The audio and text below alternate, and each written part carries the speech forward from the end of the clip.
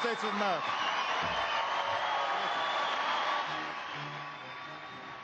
55 minutes in all. President Obama wrapping up his speech at Osawatomie High School in Kansas, in Miami County, Kansas.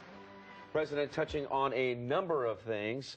For a little bit of analysis here locally, we have Jason Grill, who follows politics quite closely. He also served as a former state legislator. He joins us to talk about the president's speech. And Katie McBreen, as a Republican fundraiser, she worked with Republican contenders for president Mitt Romney and Tim Pawlenty. Now, both Jason and Katie listened to the speech. Good afternoon to both of you. Thanks for sticking around. Make or break moment for the middle class. We all heard the president as he said that hard work stopped paying off for too many people. Katie, let's begin with you. How effective do you think the speech was at encouraging Congress to pass items like the payroll tax cut extensions, which are set to their deadlines coming up here in a second, and also at securing votes for 2012?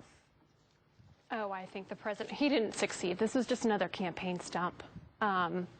He was out there, he flew to Kansas, he flew to a non-battleground state, and just came in here, and it was just another fluff speech. It was more of the same. Folks didn't hear anything that was out of the ordinary, and he said this was a make or break. There was nothing in this speech that was, again, out of the ordinary, which suggests that he's come up with anything that's going to kind of take us to the next level as far as getting things on track. Okay. And Jason? We got to be realistic here with what Congress has been doing. They've been doing nothing. The payroll tax cut is a no-brainer. I think Katie would even agree with that. Eventually, you know, it's something we don't want to raise taxes on the middle class right now. Congressmen have pledged not to raise taxes, Republican congressmen. They would in a sense be raising taxes on 160 million Americans if they did this. So I think that's going to get done at the end of the day. Okay. Katie, I want to go back to you and just get your thought overall on the speech, your perspective. What did the president say? He characterized this debate as the super rich versus the middle class and those trying to stay in the middle class. What other observations do you have about the president's remarks today?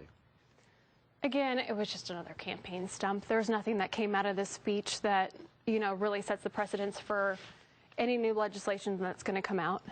He pretty much set up Republicans to fail again. You know, going into 2012, he's saying, you know, this is a compromise. It was not a compromise. He hasn't talked to any Republicans, to my knowledge, to get this through. And he keeps talking about how this is going to be a fair plan. It's not a fair plan. Fair in his mind, he's defined fair by something that's politically expedient for him. So really, I don't see anything that's come out of this speech today that's going to set us in the right direction by any means. Jason, go ahead. I think he did say a lot of things near the end. It started off a little slow. He was, you know, bringing the Teddy Roosevelt references, the Republican. Yeah. But I think that he did talk about how we were when Bill Clinton was president, going back to the Bill Clinton tax level for the top bracket. And then at the end, he did say, it's not about class warfare. It's about our nation's welfare. Everyone's on the same playing field. He kind of tried to bring everyone together at the end to kind of bring Republicans, Democrats, all Americans together with the end of the speech. And as Katie mentioned, she said, you know, we are entering into an election year. Right. So, you know, Republican contenders for president, they were listening into this speech. What do you think they were picking up and listening closely to? They're gonna say, you know, President Obama just wants to harm the rich. You know, he doesn't understand how their economic policies work. He's trying to make everyone the same. You know, they'll throw the rhetoric of socialism and all that types of stuff. They always do. And what the president's trying to do here really is just go back to where we were when Bill Clinton was in office with the tax rates. I mean, that was the major thing to take out of it. And also not raise taxes on the middle class. Okay. All right. And if I can chime in too. Sure. You know, they're talking about the payroll tax, and the Republicans, you know, they're always for cutting taxes, of course. And he's like, well, you know, when I introduce this and, you know, we want to keep these tax cuts, but, you know, the Republicans are against it, whatever else, you've got to look at how much debt we're in. Social Security, $6 trillion in debt. So how are we going to make up for that deficit if we're cutting Social Security? There's just no way around it. So we've got less workers, more debt, and I mean, where's that money going to come from unless we cut spending? And Jason, is that where the president comes in and says that he's looking at the wealthier Americans to pay for that? We're talking about like the top Americans. I mean, $1 million a year. Top people he talked about were 27 million a year. I mean, this really all comes down to one thing: Congress.